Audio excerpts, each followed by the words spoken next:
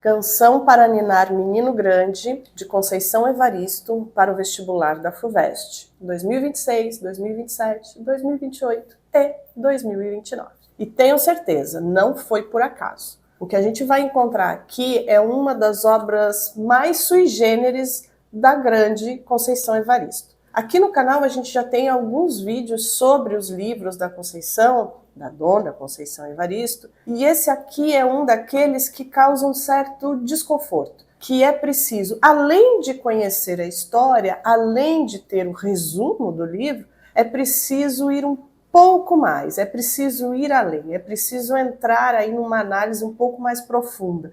Então, não só a leitura do texto vai fazer com que você o compreenda, é preciso também ouvir a voz de Dona Conceição Evaristo. A própria autora vai contar para a gente, em algumas entrevistas, que, ao compor esse livro, ela ficou incomodada com a primeira versão. Alguns personagens da primeira versão não tinham voz, não podiam falar, ela não teve muito tempo para desenvolver a narrativa. Então, ela resolve reescrever o livro. Essa versão da editora Palas é uma segunda versão, e então uma versão muito mais ampliada, muito mais trabalhada, em que as personagens vão ter muito mais voz, vão ter muito mais participação. Em uma forma bem simplista, o que a gente vai ter aqui é a história do Fio Jasmin. O Fio é um homem extremamente bonito, extremamente galanteador, aquele homem irresistível. E como ele é galanteador, bonito, irresistível, praticamente um príncipe, ele vai ter aí uma porção de mulheres. Então é a história do Fio e todas as mulheres que passam por ele. Esse é o resumo da obra. No entanto, como eu falei, a gente precisa conhecer o que Dona Conceição Evaristo queria com esse personagem, o que ela estava propondo aqui com essa história.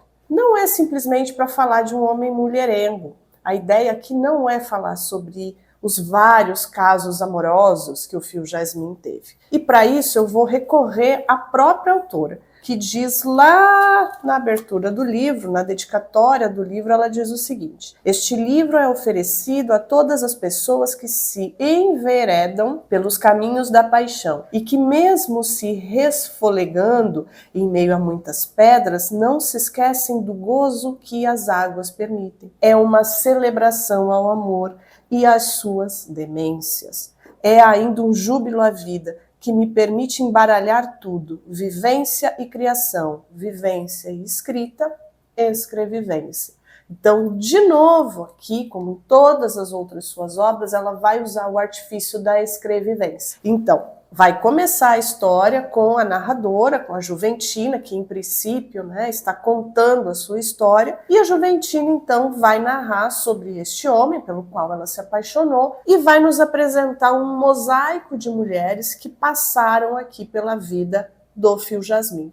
Então, na verdade, o Fio Jasmin é o fio condutor entre todas essas mulheres, entre todas essas subjetividades. Aqui outro ponto muito importante, que fique claro, pessoal, é uma história de um homem preto e de várias mulheres também pretas. Muito provavelmente, todos em alguma medida têm uma questão social, mas não é este o ponto central da obra. O ponto central da obra são as subjetividades, são as individualidades, como cada um deles se relaciona com esse sentimento, que é o amor. E a partir desse amor, eles então vão viver solidão, eles vão viver angústia, eles vão viver entrega. Cada um desses sentimentos dentro da sua personalidade, dentro da sua individualidade. O que a Dona Conceição faz aqui de muito primoroso é utilizar de muita delicadeza, de muita sensibilidade. Ela não é nada dura com esse homem.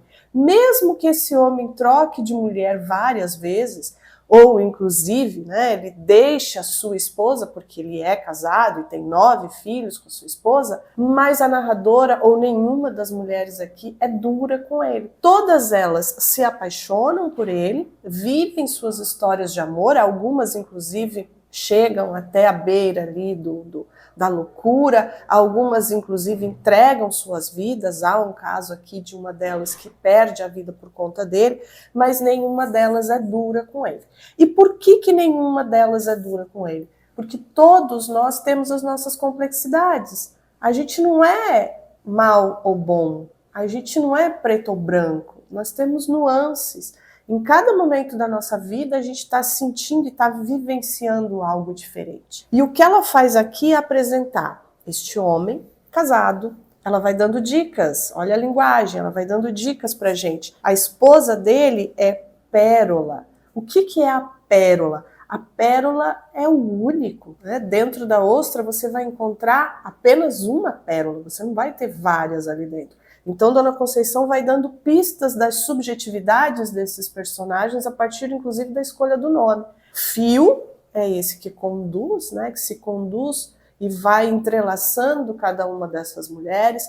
Pérola é a sua esposa e ela tem 9 filhos, está para parir o 9º filho, e inclusive em algum momento ela diz o seguinte, que o prazer de Pérola era ter filhos, então aqui a gente não está nem falando de ser mãe, porque a maternidade inclusive é um conceito construído, mas aqui o prazer dela é ter filhos deste homem. Então, dentro dessas complexidades, a gente vai ter este homem, que é o fio que conduz, a Pérola, que é a sua esposa, e esse homem não vai ser julgado pela narradora, por quê? Porque a masculinidade que ele, então, vive é uma masculinidade que lhe é herdada.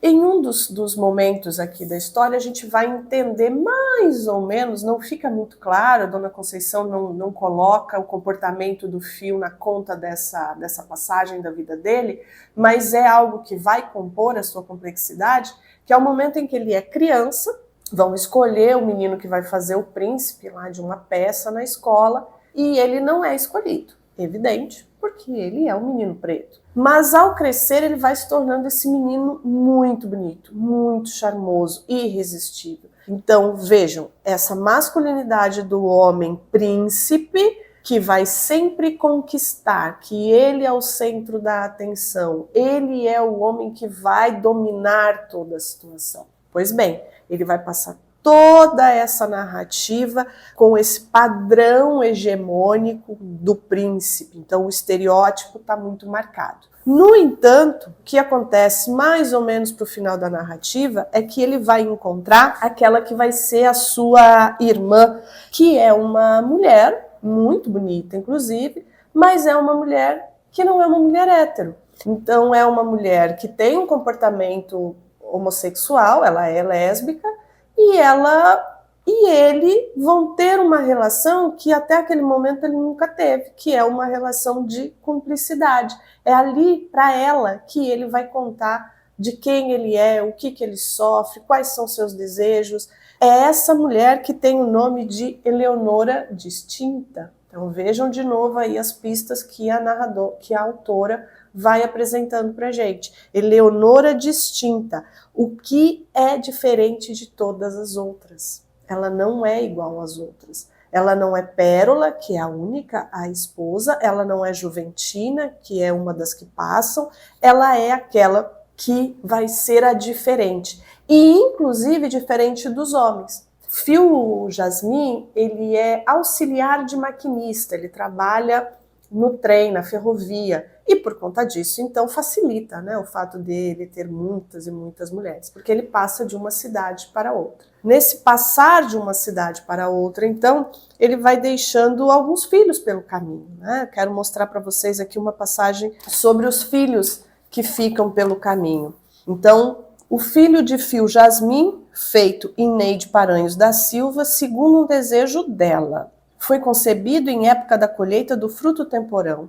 Neide estava apaziguada com ela mesma e guardava a certeza de que iria engravidar. Talvez tenha sido esse o primeiro filho de Fio Jasmin, o primogênito, o justo, aquele que nunca soube ao certo se o filho realmente existia ou não. Só uma vez teve notícias de que ela estaria grávida, quando Neide já estava em vésperas de parir.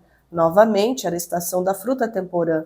A parca colheita se aproximava, sem festa alguma. Então vejam, primeiro filho do Fio Jasmim era um desejo dela e ela não vai cobrá-lo em nenhum momento. Nenhuma dessas mulheres vão cobrar que Fio Jasmim esteja com elas, deixe a esposa e a assuma. Todas elas, em alguma medida, vão aceitar essa condição e vão, inclusive, respeitar a pérola. E aí a gente tem a sororidade feminina, que é um conceito que, dentro dos estereótipos brancos, nós não vemos. Nós não vamos encontrar. O que a gente mais encontra na literatura, nas novelas, nos filmes, aí vamos fazer uma lista de cenas de mulheres se espancando por conta de homem. É o que mais a gente vai encontrar, essa rivalidade feminina. O que a gente encontra aqui não é isso. Elas sabem que ele é casado, elas sabem que ele tem